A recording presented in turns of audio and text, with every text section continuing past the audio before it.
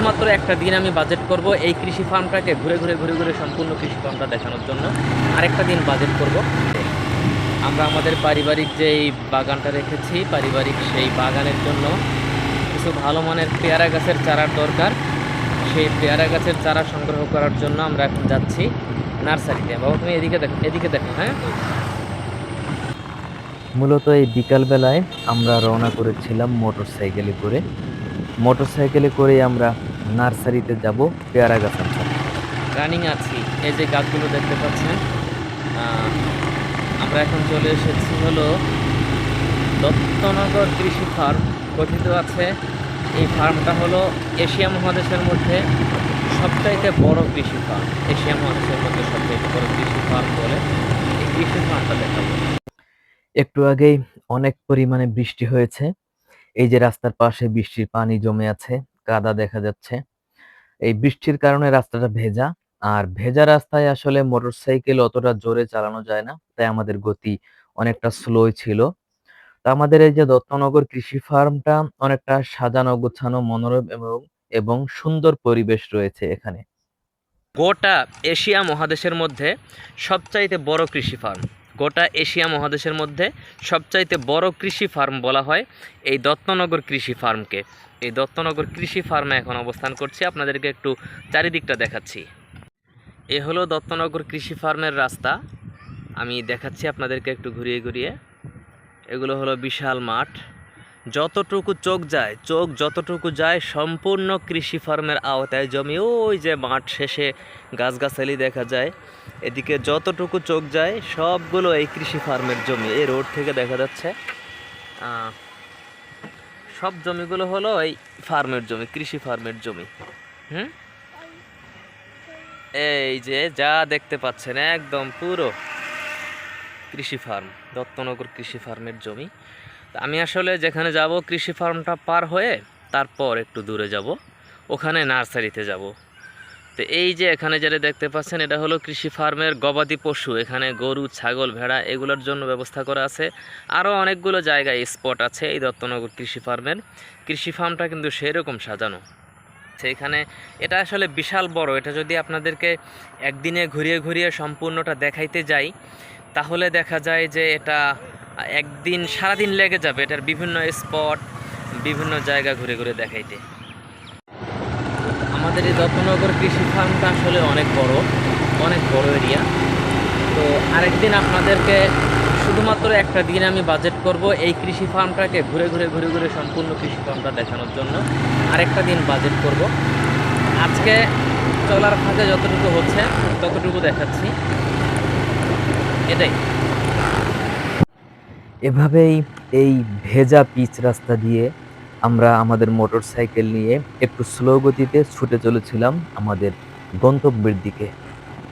তো আমাদের এই বৃহত্তর দত্তনগর কৃষি ফার্মে একটা বিরাট ঈদগাহ আছে, সেই ঈদগাহটা একটু দেখেন। ওই হলো ঈদগাহের এরিয়া, আমরা এই রাস্তা দিয়ে এসেছি। এটা হলো ঈদগাহ। এখানে কবরস্থানও আছে, ঈদের সময় মানুষ কবর জিয়ারত করে। তো বিশাল এরিয়া ঈদগাহ, অনেক বড়।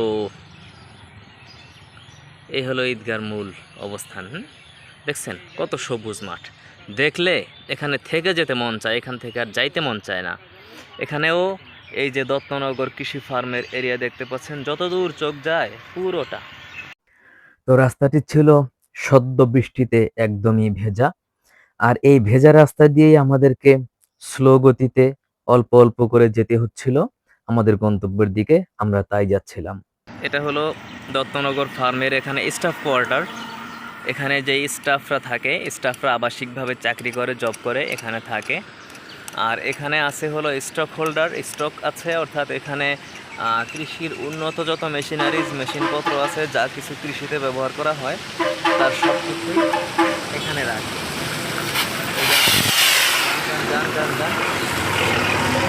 এই জায়গাতে রাখে, এখানে। ভাইজান একটুখানি দাঁড়িয়ে আছি, তাতে করে গাড়ির জ্যাম লেগে গিয়েছে। এই গাড়িগুলো সব আমার পিছনে দাঁড়িয়ে গেছিলো অল্প সময়ের জন্য। তো এই দেখাইতেছিলাম, এটা হলো ওই যে মেশিন দেখা যায়, এটা হলো মেশিনের স্টোর কি, এখানে মেশিনগুলো থাকে। একটা পুরাতন ভবন আছে, ওই দিকে নতুন হচ্ছে, এই ভবনটা পুরাতন, এই ভবনটা অনেকটা পরিত্যক্ত মতো, কিন্তু এখনও পর্যন্ত এটাকে ব্যবহার করা হয়। কিছু আছে ভালো, এগুলো ব্যবহার করা হয়। এই যে এখানে গেট, এইখানে যা দেখা যায় এগুলো সব দত্তনগর কৃষি ফার্মের অধীন এলাকা, একদম যতটুকু চোখ যায়।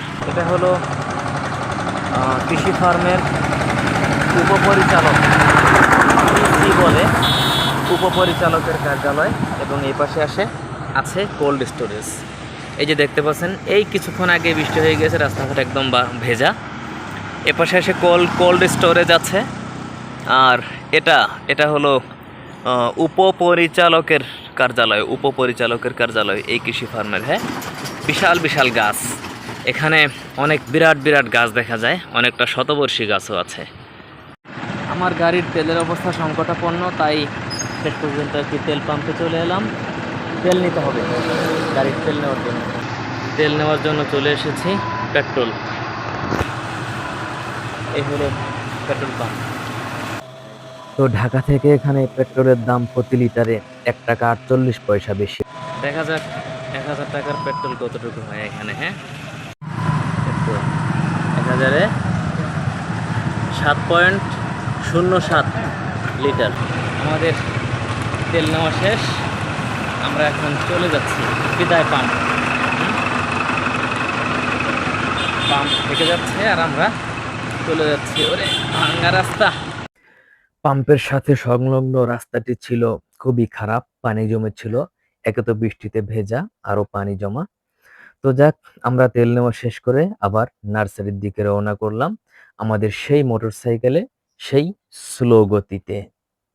বিপ্লব এগ্রো নার্সারি, অবশেষে আমরা এখানে চলে এসেছি।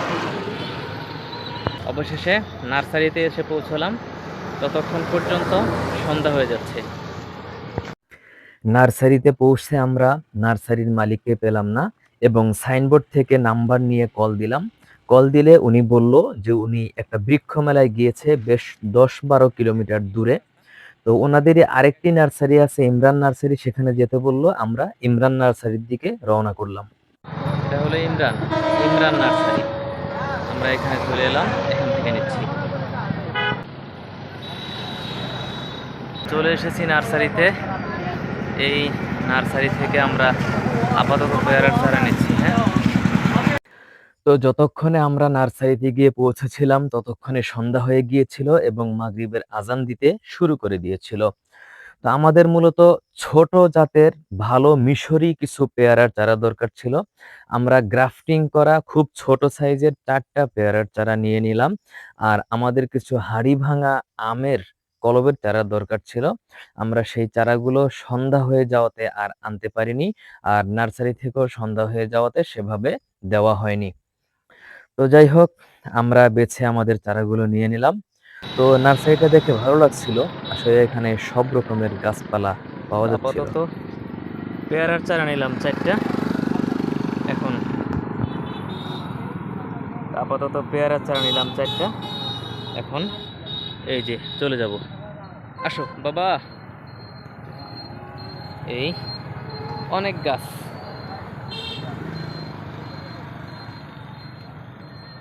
এই আমার গাড়ি স্টার্ট দেব।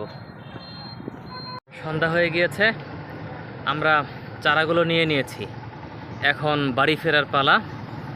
আল্লাহর নামে চললাম বাড়ির দিকে। তো আমরা গাছগুলো এনে আমাদের বাসায় রেখে দিয়েছিলাম, এবং পরের দিন বিকালবেলা আমরা গাছগুলো রোপণ করছিলাম।